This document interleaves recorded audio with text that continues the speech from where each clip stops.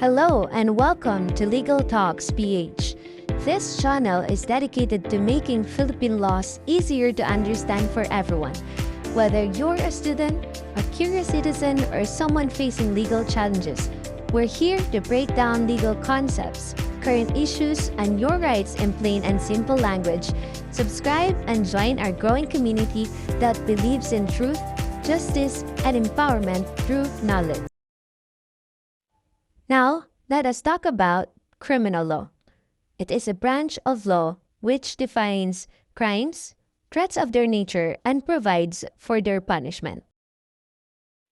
What is crime? Crime is an act committed or omitted in violation of a public law, forbidding or commanding it. There are three sources of Philippine criminal law. First is the revised Penal Code, or Act No. 3815 and its amendments. Second, special penal laws. It is passed by the Philippine Commission, Philippine Assembly, Philippine Legislature, National Assembly, the Congress of the Philippines, and the Batasang Pambansa. And lastly, penal presidential decrees issued during martial law.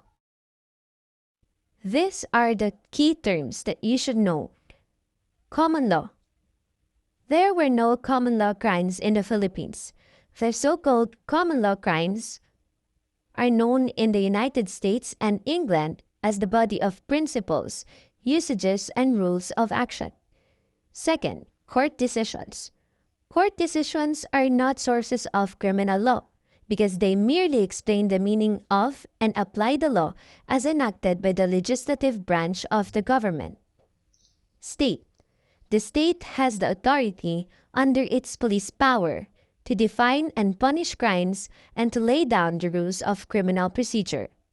The right of prosecution and punishment for a crime is one of the attributes that by a natural law belongs to the sovereign power, instinctive charge by the common will of the members of society to look after, guard, and defend the interests of the community. There are two limitations on the power of the lawmaking body to enact penal legislation. The Bill of Rights of the 1987 Constitution imposes the following limitations. First, no ex post facto law or bill of attainder shall be enacted. From Article 3, Section 22. Second, no person shall be held to answer for a criminal offense without due process of law. Article 3, Section 14, Paragraph 1. The first limitation prohibits the passage of retroactive laws which are prejudicial to the accused. An ex post facto law is one which makes criminal an act done before the passage of the law and which was innocent when done and punishes such an act. While a bill of attainder is a legislative act which inflicts punishment without trial. Its essence is the substitution of a legislative act for a judicial determination of guilt. Congress is also prohibited from passing an act which would inflict punishment without judicial trial, for that would constitute a bill of attainder. There are constitutional rights of the accused.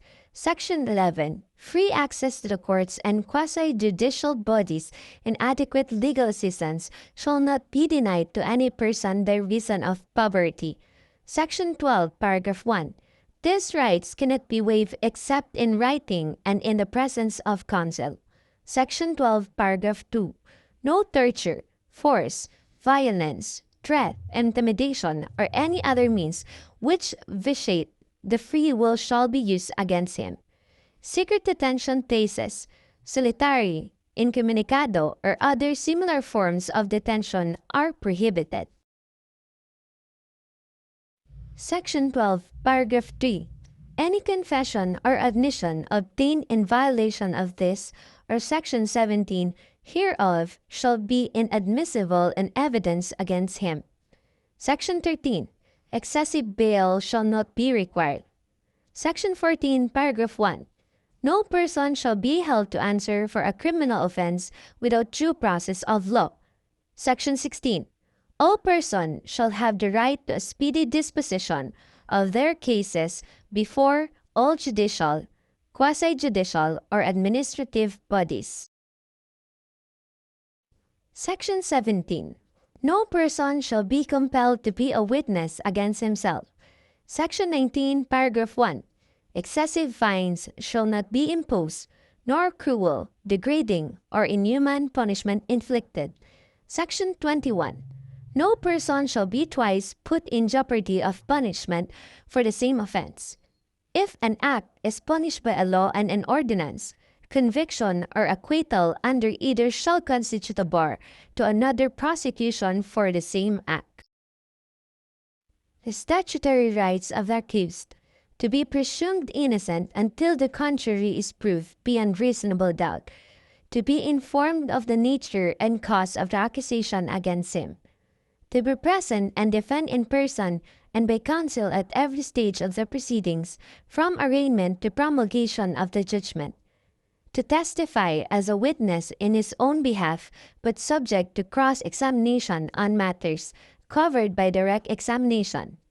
His silence shall not in any manner prejudice him. To be exempt from being compelled to be a witness against himself. To confront and cross-examine the witnesses against him at the trial. To have compulsory process issued to secure the attendance of witnesses and production of other evidence in his behalf. To have a speedy, impartial, and public trial. To appeal in all cases allowed and in a manner prescribed by law. There are three characteristics of criminal law. First is general. In Article 14 of the new Civil Code, criminal law is binding on all persons who live or sojourn in Philippine territory. As a general rule, the jurisdiction of the civil courts is not affected by the military character of the accused. The principles of generality. Criminal laws apply to all persons within the Philippine jurisdiction regardless of nationality, sex, race, or religion. For example, a foreigner who commits a crime while in the Philippines is still subject to Philippine criminal laws. Principle of territoriality. Philippine criminal laws apply only within the Philippine territory, including its land, airspace, internal waters, and territorial seas. Example, a crime committed of the Philippine territory is punishable under Philippine law. The principle of prospectivity. Criminal laws apply only to acts committed after their effectivity. They do not apply before the law was passed. Example, if a law punishes cyberbullying starting January 1, 2025, acts done in 2024 cannot be prosecuted.